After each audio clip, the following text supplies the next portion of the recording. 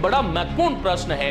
हिंदी साहित्य का जो आदिकाल है उसमें हजारी प्रसाद द्विवेदी का कथन है मित्रों, ये वस्तुते छंद, काव्यगत रूप, वक्तव्य वस्तु, कवि रूढ़ियों और परंपराओं की दृष्टि से यह साहित्य अपभ्रंश का ही बढ़ाव है।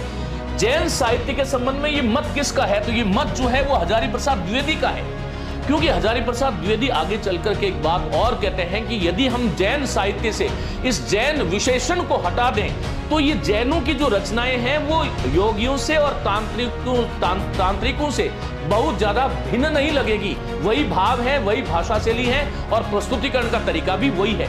तो ये जो कथन है वस्तुते छंद, काव्यगत रूप, वक्तव्य वस्तु, कवि रूढ़ियों, परंपराओं की दृष्टि से साहित्य अपभ्रंश का ही बढ़ाव है, क्योंकि जैन साहित्य जो था ये उपदेशात्मक नीति प्रधान साहित्य था और ये साहित्य जो है वो ऐतिहासिक दृष्टि से प्रामाणिक माना जाता है। ये साहित्य सुरक्षित रखा गया है।